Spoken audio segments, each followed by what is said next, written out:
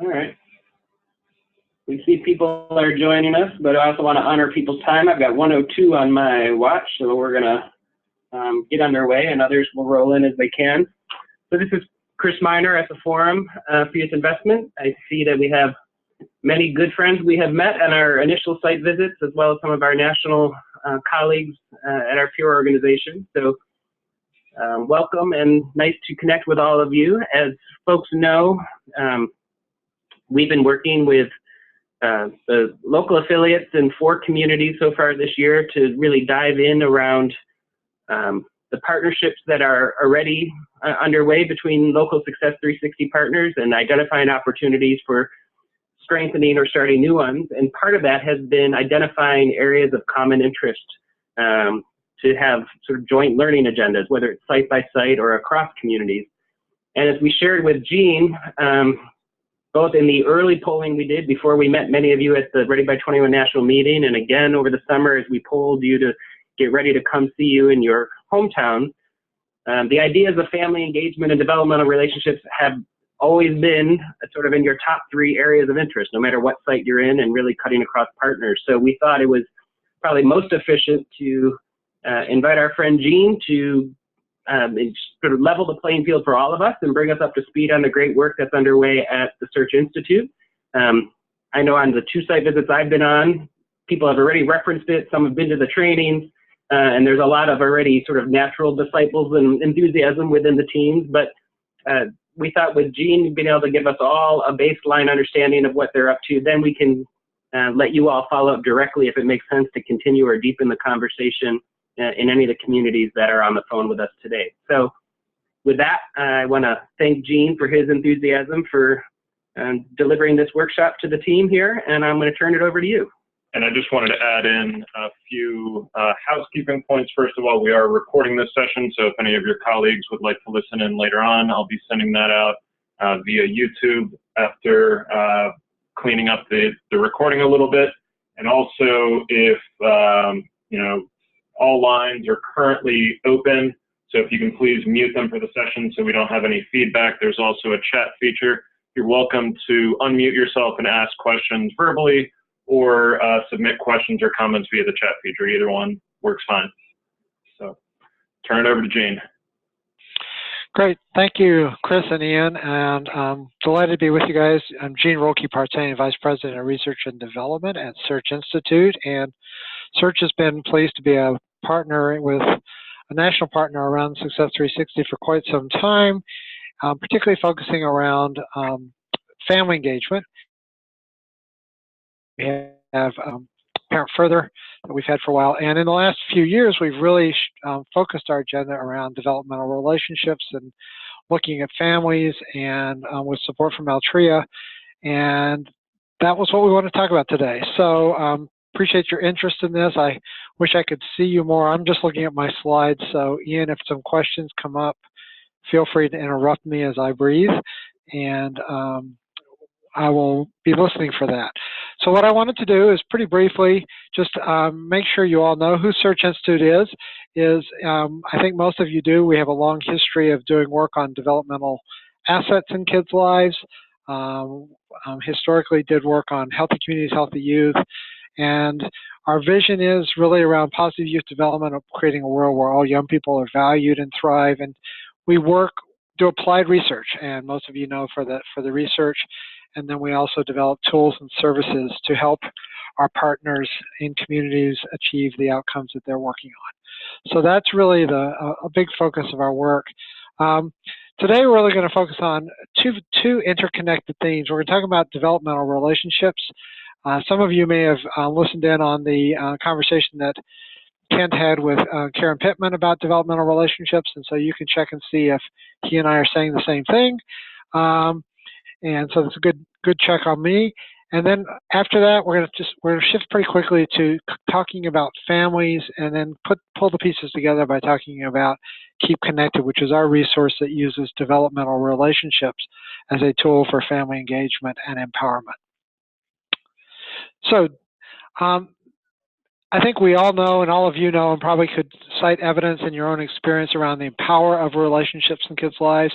This is the quote we love from the National Scientific Council on the Developing Child, which basically makes the point that across the many different challenges that kids face, the single most common finding in the research is that children who end up doing well have at least one stable and committed relationship with a supportive parent, caregiver, or other adult. Our research and the research from others would suggest that even better than at least one is more than one. And so we'll talk more about that as we go. But the basic idea is that relationships are fundamental to well-being and success. My mentor and the former president of Search Institute, Peter Benson, in his last book actually wrote, talking about all the work we did around the research, and said researchers and practitioners have arrived at a surprisingly simple conclusion. Nothing has more impact in the life of a child than positive relationships. And then more recently, America's Promise, the report essentially ended up with the idea around why are kids leaving school is a very complex issue. And then they concluded a single word, relationships, provides a true and accurate response to why that's going on. So we all keep saying relationships matter, that relationships are powerful, they make a big difference. And what we wanted to do at Search Institute is say, okay, what do we really mean by that? What kind of relationships actually matter? What happens in those relationships, and how do they work in young people's lives, and which relationships? So we've been, over the last 3 or 4 years, opening this black box of relationships to try to understand it. And so I want to present some of the key findings from that research, just to give you a sense of what we're doing, and then move on from there to focus on families. So a variety of methods we've used. We've talked to hundreds of kids and adults about how they experience relationships, what relationships are like for them. We continue to read the literature, do analysis of our large data sets with actually about 5 million kids who we studied around developmental assets. And of course, the assets have a lot of relationships embedded in them. And then we've been conducting some surveys as well. So we're using a term to describe the relationships that we're focused on, because there's lots of kinds of relationships. We're using the term of developmental relationships, which we use the term developmental to say these are close connections through which young people discover who they are or their sense of identity, gain ability to shape their own lives, a sense of agency, and learn how to interact with the world and contribute to the world around them. And so you could come up with other words for that, but our basic idea is, what are relationships doing that propel young people toward thriving? And so what happens in those kinds of relationships? And we've identified 5 elements of those relationships that I'm not going to spend much time on, but you can access them on our website and other places. First one is a developmental relationship is one in which each person in the relationship expresses care to the other person, let them know that they matter and that they're interested in their lives. You challenge growth of pushing them to be their best and to achieve their goals. Third is you provide support of the tangible ways we advocate for kids and engage them and support them in practical ways to, again, work toward their goals and become their best selves. Fourth, we share power with them, and they share power with us around respecting them, engaging them in decisions, and letting them lead when the time is appropriate. And then we expand possibilities, opening the world to other people, prospects for their future, all of those kind of things. And our theory that we're building evidence around is that when relationships are doing these 5 things, and there's individual actions underneath each of these, when relationships and so that's the hypothesis that we're studying. So we've done a couple of reports on this that are available on our website for free if you just go to search-institute.org. Don't forget the families was the first study we did in 2015, really focused around family relationships, and then more recently we've combined our data into this booklet, Relationships First, that summarizes the data. And a lot of the data I'll be sharing is from that booklet, so you can find that on our website if you're interested in that. First of all, we did looking at young people and their relationships across different kind of relationships. So we actually studied in one community about 25,000 young people grades 6 to 12. We asked a brief measure about their description of how different relationships are doing those 5 things around expressing care, challenging growth, providing support, sharing power, expanding possibilities. And we gave them a score of 1 to 5 on those things. And for each kind of relationship we see it talking about, young people were most likely to say in this sample, the relationships with parenting adults were the strongest, have most well-rounded, and with friends were also well-rounded. It shouldn't surprise us that relationships with parenting adults are the ones that have the deepest sense of well-roundedness because of the history and tenure of those relationships and the depth of that attachment. Sometimes we forget that. It's striking that program leaders, which are kids talking about people, adults they know out in programs outside of school, siblings and teachers were all significantly lower than friends and parents in terms of how kids are experiencing those relationships and in this one community. When we break it down, what's interesting is we break it down by the 5 elements of where kids are with that, and what we see across that is, and again, it's consistent with the other data, is that the strongest around each of the 5 elements is the relationship with parents, according to these kids' results, with the exception of expanding possibilities, where friends are the ones who do that the most. And again, you see across the bottom that teachers and siblings tend to be lower of kids estimating those as being strong developmental relationships based on this one survey. Then we asked kids, as we use that same data, we said, how do we see how many of these strong relationships kids have? And a third of our sample suggests they had 4 to 5 strong relationships, which we could argue is a strong web.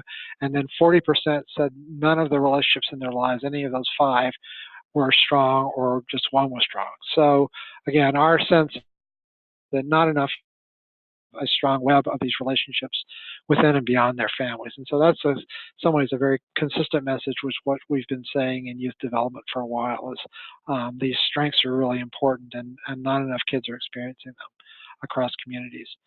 One way to say why these strengths are important is just some of the data that correlates them with the number of relationships kids have with various outcomes around academic motivation, social emotional skills, responsibility, high-risk behaviors. And again, you see sort of a linear relationship between the number of relationships kids report and the number of, and the level of the strength of those thriving indicators, the first 3, and then the reduction of high-risk behaviors.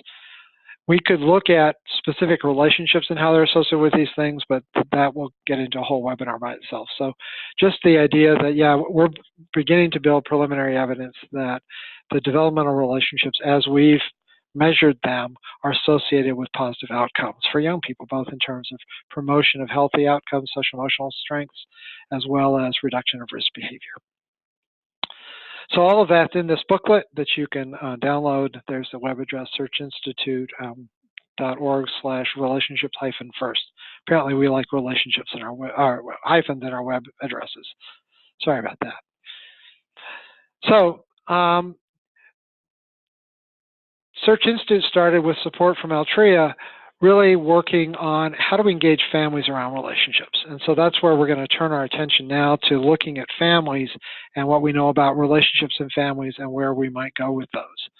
So just to give some of the data on parenting adult relationships, again, we saw this is a different sample. This was a sample we actually just collected this year of asking 570 parents about their relationships with kids, parents with children 9 to 18. And again, you see similar patterns if you compared it to the other, where expressing care is stronger. Again, this is from the parent perspective. Providing support and challenging growth are also fairly strong, with sharing power and expanding possibilities being less common. And that the percentages are different than what the kids said about their relationships, but the overall patterns are somewhat similar in terms of where there's strength in the relationship from a parent perspective and where there might be a distinction. We also break this same data down by race, ethnicity, and yeah, there's some variations here with particular strength, for example, in the African American community around providing support for their young people from the parents' perspective. Our ongoing message is there are some important differences here, and each of the different racial ethnic groups that are in this study, and we had a large enough sample here to look at. So again, a reminder that variability across culture, but there's strength also across culture and differences. And we can look at other demographic differences in our data would suggest that relationships happen across a wide range of families and obviously strengthen relationships across a wide range of diverse families, and isn't as dependent on demographics as the defining variable as we sometimes think.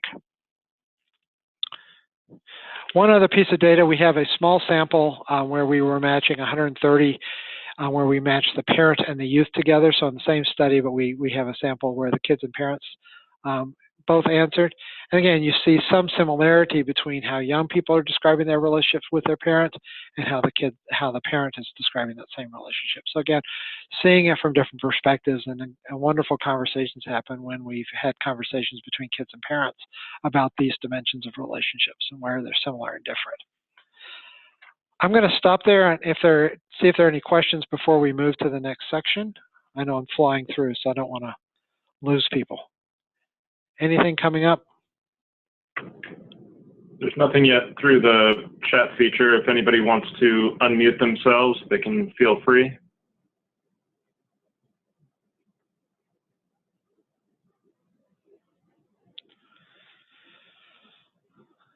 Well, I'm going to take that as a signal to keep going. All right. So we'll keep going. So I just briefly, I know I talk a little bit about the challenges of engaging parents, and I know all of you experience these challenges, so I'm not going to spend a ton of time on that. We hear a lot about the challenges of engaging parents. Let me just present some data that reinforces this challenge. We see in our asset survey, the attitudes and behavior survey, we see across the grades 6 to 12 a decline in a variety of things around parent engagement with young people. In terms of parent involvement in schooling, which is the blue line, dropping from 46% to 20% of kids reporting their parents are involved in a variety of different ways. And kids also declines in them reporting they're getting along with parents, parents helping them, parents saying they love them. All we see a significant decline through adolescence. And some of that is probably normal adolescent development where the relationship between the parent and the child changes as kids become more independent. What we know, though, from a lot of research is that what's important in adolescence is not conflict with parents and then moving on, but actually repatterning the relationship with a parent. And what we fear is too many parents and too many kids are experiencing some of those challenges of early adolescence when kids are trying to find their own voice, and they tend to too quickly let go. And frankly, we have a culture that encourages them to let go and let their kids be independent without the parents being involved. And so what we know from adolescent development is that kids do best when they both are allowed to differentiate from their parents and they're allowed to maintain a strong bond with their parents. So it's a both and. And so how do we help families think about that and do that? And that's really a challenge that we, in the field of family and youth development, have to figure out together. So we see these patterns going on. What we also see is that educators saying that connecting to schools and parents together is a huge priority. So this is a survey, MetLife survey of principals and teachers asking about what is very important for improving student achievement. And these are the top two things they named: achieving public funding and support, adequate funding and support, with number two being strengthening ties among schools and parents. So among the teachers and principals, they're saying this is a big priority. I'm hearing that over and over again. They're not quite sure how to do it sometimes, but that's what they keep saying is priority. Again, you see a similar kind of thing here where we asked how challenging it is or very challenging it is. Actually, the MetLife survey did. And again, the third most challenging thing in the list was engaging parents in the community in improving the education of children. So know it's important. We know it's hard. And we know it also gets harder as kids move from elementary school to secondary school. And this is, again, the same survey where secondary school principals, 82%, that's very challenging to engage families. So I don't share all that to say it's a surprise to you, but it's more to say if you're struggling with engaging families, you're not alone. And you could do this in other sectors in addition to education, where you'd find the similar kind of engaged families. So there's lots of different reasons that families may be hard to engage. These are some we hear. We could have a conversation about this, but these are the things we hear a lot: is families are busy, they don't think they need help. Sometimes they think, there's a sense of, I got it. I'm a parent. I've been doing this for 10 years. I don't know what I'm doing. And many communities, they talk about transportation logistics, and those kind of things. In some communities, it's people saying, well, for parents have other priorities than showing up for our stuff. They're working hard, or they are involved in a lot of other activities, so showing up and being part of and connecting to our institution isn't a priority for them. So those are all things we hear. I think there's also another big issue that comes up where sometimes we start with these practical matters, and we spend a lot of time, really all of our time, saying that they're what gets in the way, when actually I think there are some serious issues that get in the way as you listen to and read the research on why families don't get involved and why they don't show up. I think it's important for us to understand from their perspective, what are the things that make it hard to participate in programs or to connect with institutions? Sometimes because so much of our parenting work that we've done in adolescence has focused on the problems the kids have. Parents will tell us that they are afraid they'll be judged or diagnosed or labeled. They'll get this stigma if they show up for a workshop on a problem, because they'll show up and people will assume that their kid has a problem, which must mean, to get to the second point, if kids have a problem, it's the parent's fault. And so you've got a negative dynamic going on that gets in the way of parents showing up and participating or asking for help. There's a sense they'll lose privacy. This is a huge issue for immigrant families now, particularly now with the current political environment, that they'll be asked lots of intrusive questions. Their fear of the consequences, same kind of thing. If we show up and we find out that something's going on, suddenly we'll be caught in the system. And then there's there's all of these kind of things. And then finally, there's a sense of, if I need to be able to reciprocate and I need to have something to offer, and which is a great thing because they have something to offer, but sometimes they may feel like they just don't have the bandwidth to reciprocate. So all of these are underlying issues that make it harder to show up for something. The other thing may be that we're not necessarily designing programs and services and opportunities that are relevant to and welcoming for families. And so Karen Mapp, who's at Harvard, made this statement that I think is really powerful, basically saying, and focusing specifically on schools, saying there's a fundamental disconnect between what is designed and offered and what families really want and need. It is our institutions and programs and practices and policies that school personnel design that are hard to reach, not the families. So Karen is pressing us to self-examine before we point the finger at families for being hard to reach and not wanting to be engaged, is how are we designing things so that they are actually responsive to and welcoming to the families that we seek to build relationship with and to engage and have as partners in our work in youth development. So that's, again, framing the challenges of what I hear when I go out there often is, families, it's hard to engage them. They apparently don't want to be engaged, and sometimes people go so far as to say, that they really don't care enough to be engaged. And I think what the research is suggesting, there's a whole lot more going on of why someone might not show up or might not do what you think they need to do than just that they don't care or they're not interested or they're whatever. So that's really the whole point of this, is to push us to imagine and remember that there may be other dynamics going on that we have to pay attention to as well in families. So then what I would do is to talk a little bit about what we're doing with Keep Connected and some of the ways we've tried to reframe family engagement and build that into this program. So I just want to start with some of the principles that we've started with, and some of these will not surprise you at all.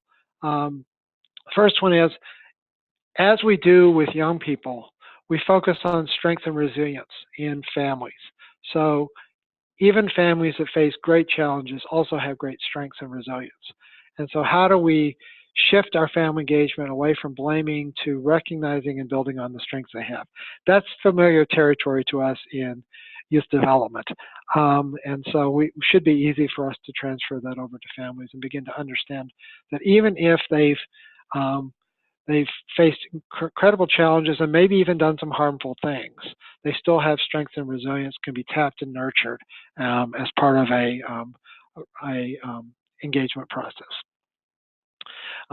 Related to that is we often hear people say that families have changed so much and the family's in crisis and those kind of things. And I really turn in often reminding people of this study from Vern Bengston out at UCLA, where they actually followed families for multiple generations in Los Angeles and looked at family functioning. And basically, from the 60s to the 90s, when they did the research, Los Angeles was a city that went through major changes, as we all know. And what they found, which I think is really powerful, is, yeah, the families changed tremendously.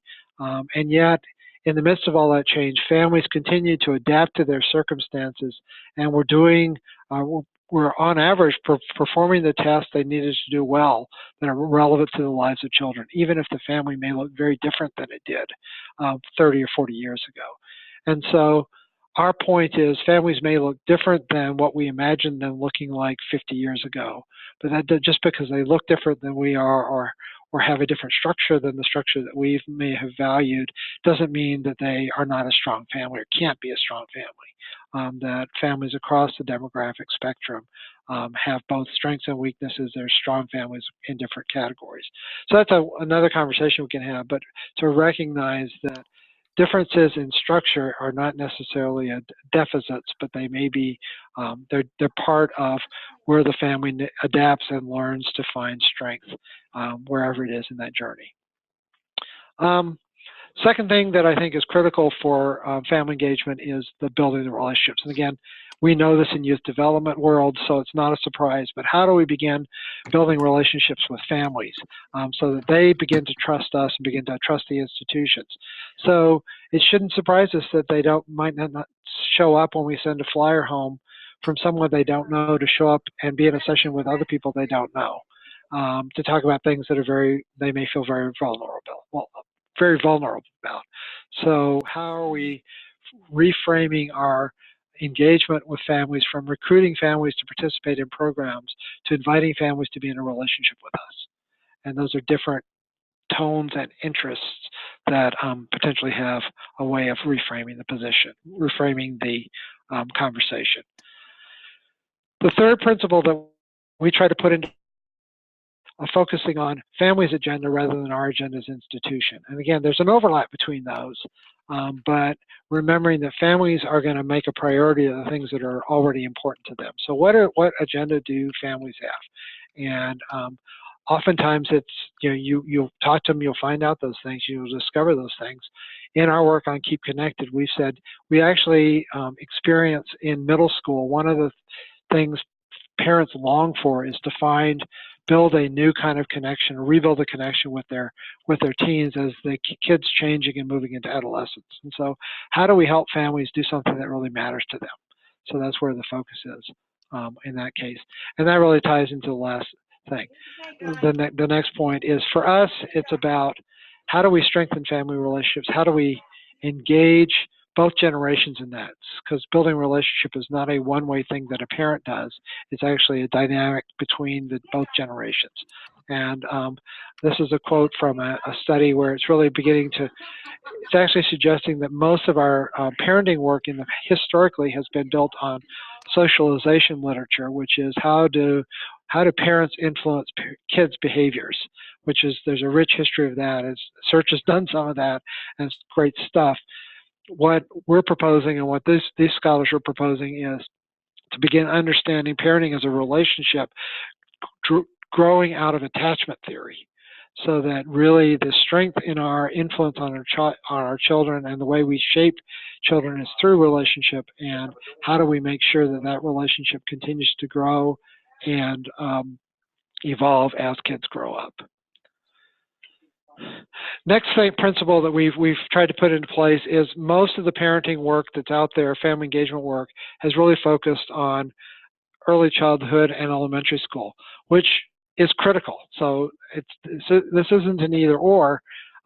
We would propose that when families change, when the relationship starts to change, we need to revisit. And we need to think about those relationships and repattern those relationships during those points of transition. In Keep Connected, we focused on early adolescence, but you can imagine other transitions as well that would be important touch points for engaging with families. Next point, I'm getting to the end of these in terms of principles, is parenting is not an isolated task. Parenting happens in community. Family life happens in community. So how do we help families, parents who are often too disconnected from each other, who have a sense of isolation, connect with and learn from each other? And how do we create the peer network among families so that they, and I love a quote that from Gary Melton, who used to be in South Carolina, I think he's now in Colorado, where he studied families in rural South Carolina and made the point that social poverty, which he described as social isolation, a lack of easy access to help, had become rampant regardless of family socioeconomic status. To a large extent, help had become a commodity that people buy, not what they do. And so what Gary is arguing for is how do we begin rebuilding a sense of mutuality in community where we're helping each other out along the way rather than just waiting for the professionals to do all the work, or giving access to support and help only for those who can pay for it. And the last point is how do we give parents and youth a voice to empower them to find a voice and find their own strength. So those are the principles we put in place. And what I'd like to do is to just try to show, if I can get the technology to work, a brief video that introduces how we've done this and what Parent Keep Connected is like. What's hard about having this relationship with him is he's at the age to where electronic. Can you guys hear that? If he could be on his phone all the time, he would. But since we started this class, he wants to. Yes, I can hear. Spend time to learn how to code. He wants to interact with me more so than before. He'd be on his phone and I didn't exist. The world is so different now than when we grew up. I think just social media and technology alone has really created some issues for us in our family in regards to setting boundaries, understanding it. As a kid, you rely a little more on your parents, and now as a middle schooler, you're trying to be more independent. And oftentimes, as our kids grow up, we start to think oh, they'll just figure it out on their own, or they don't need me anymore, or oh, they don't want me anymore, so I need to back out. And that's the worst thing we can do to our kids at this stage. They need to know that they're still being held accountable and loved and supported through these years. Anything we can do to help them connect with us or vice versa is positive. So this looked like a good opportunity to do that. We started coming here, and it was kind of nice to meet other people who had some of the same problems that we have sometimes. And it was also nice to let my opinion be heard more often. These classes have helped me be able to open up. So we sit down as a family and make decisions together. This opportunity was really helpful to kind of also work with other parents to realize we weren't isolated in not knowing how to raise kids today. It was kind of nice to be with other families to learn from. For the kids, it's really important for them to see that their parents are willing to put the time in and learn more and to understand how they're feeling or why they're acting the way they do. So they see that their parents are willing to be students and keep learning. I think because my parents come here, they're trying to connect with me more, and that makes me respect them a little bit more. I learned that if you cooperate with your parents, better things will happen. I've learned that I probably don't do this enough, but I need to listen more. I think in the future we'll be better off together. I would like to be with around them long. They won't be here many more years, and I want to make sure that we use that time to really build stronger relationships and ensure that we're people that they want to come and spend time with. I want them to be empowered, and this program really does that.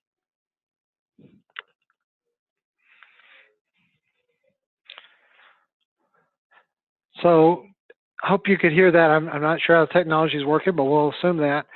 So let me I showed it first, and then I'll tell you a little bit about what Keep Connected is. This is a resource that's been supported by Altria, and we're continuing to offer this around. So essentially what we've created is a series of 7 evenings, including a graduation, where families come together, parents and young people, in the usually around early adolescence, transition into middle school is the time where we focused it.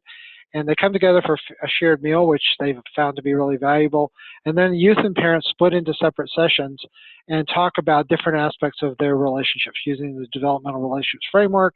And then they come together and kids and parents share, discuss, and learn things together. And then there's things for them to do at home, different activities. And so it's really designed to be not an intensive parenting class. It's actually an opportunity for kids and parents to come together and reflect on their relationships and think about some practices that they want to put in place in their home for moving forward into adolescence to strengthen their relationships. It really, just as the workshops go through the framework of developmental relationships, and then by the 6th session, they're designing sort of what's their plan and what do they want to do together. And again, it's all designed for kids and parents to do these things together. We piloted it in a variety of communities across the country, and you can see a variety of organizations. And what I think we haven't had the opportunity to do is to work across multiple organizations who are doing it in one community, because I think that'd be another interesting model to do that. But we're working with in schools, out of school time programs, housing projects, other places, of saying, how might we use this with a variety of parents to some low-income parents, in some cases doing bilingual classes where they were doing English and Spanish together. So all of those are part of what we've tried together. And we did some significant formative evaluation of getting feedback from kids and parents about what their experiences were and what it was like for them. And what we found is that, consistent with what we tried to do, that the parents and youth both thought it was really tapping their strengths, and they didn't feel judged, and that the notion that building that relationship with the facilitator was also important. This notion that facilitators telling their own story and being vulnerable is part of what makes something like this successful. So you can read some quotes. I'm not going to go through each of those, but I will say that the session that gets the most conversation going at this age, and probably any age, is how do we think about sharing power? And how do young people have a voice in their family? Where do they not have a voice? And frankly, how do we work with parents who struggle with a sense of fear that giving up some of their power might lead them to not have the authority they think they ought to have or need to have? And so really important conversations for families around what does youth voice look like in a family context? So all of those things are what happened. What we found was that when they reported out at the end of how things had changed in their families, kids and parents both talked about, again, the decision-making, sharing power, communication, understanding each other a little better, all of the kind of things that I think we would be consistent with a fairly short, intensive opportunity.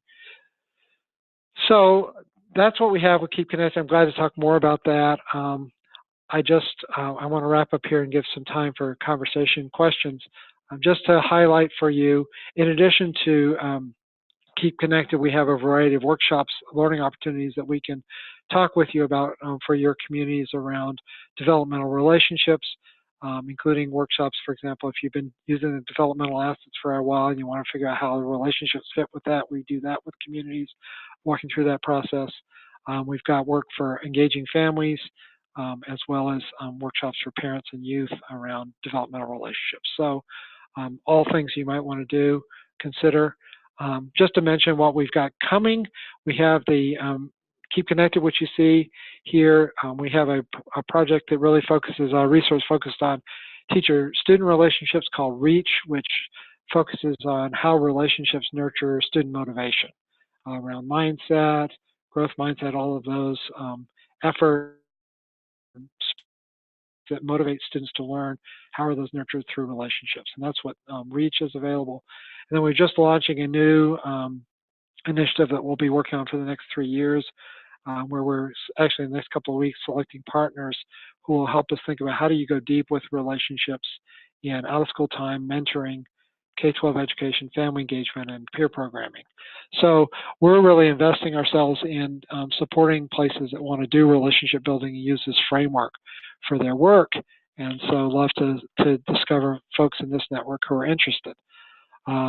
Last point before conversation, we do have, if you get interested and keep connected, we do have the next Training Institute coming up in December.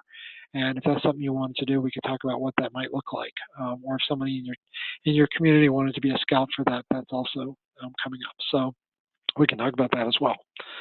So I have rambled for quite a bit here, so I'd love to stop talking, get your questions, comments, pushback, ideas about either developmental relationships or family engagement. So one question came in through the chat feature, and that question is from the sample of principals who found it challenging to engage parents. What were the demographics like for that data collection? Was it a range of schools, or was it mostly schools with low or moderate socioeconomic status, or did that not matter? I would have to go back to the original study. It was one done by Scholastic. Excuse me, I forgot. Yes, I think it was Scholastic was involved in that. It was a national sample, so it would have been a distribution of schools. I don't remember from the survey if they've also provided breakdown by the background of the schools. So it would be easy if this report is available online. Let me just find that information here for you. It's the MetLife survey of the American teacher from 2013. So if you put that in a Google search, you'll quickly find the report. So it's a 2013 report of the MetLife survey of the American teacher. They do an annual survey of teachers and principals, and I'm pretty sure that was a national sample. So and I don't know what they had in terms of demographic breakdown. It's a great question.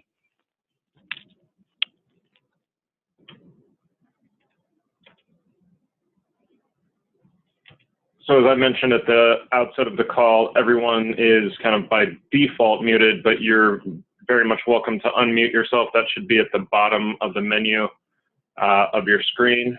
So please feel free to either unmute yourself to ask questions or submit them via the chat feature. Thank you very much, Jolynn, for your question.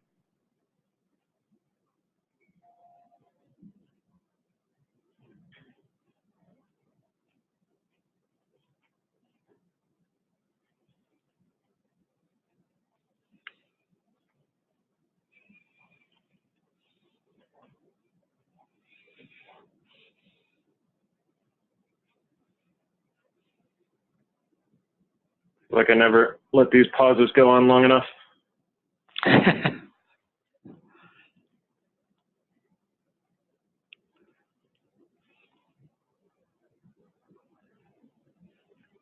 All right.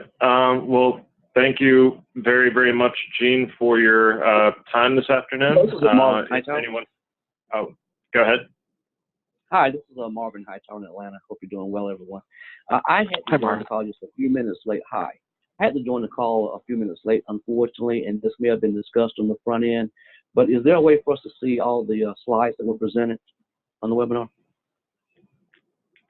Yes, I'm recording today's session, and we will be sending it out to everyone at the conclusion of today. Okay, thank you very much. I'm also glad to send, Ian, if you like, I'm glad to send you the slides if folks want me to distribute those. Yeah, that would be very helpful. Thank you. Yep, I'll do that. Thanks for the information. Thank you. Yep.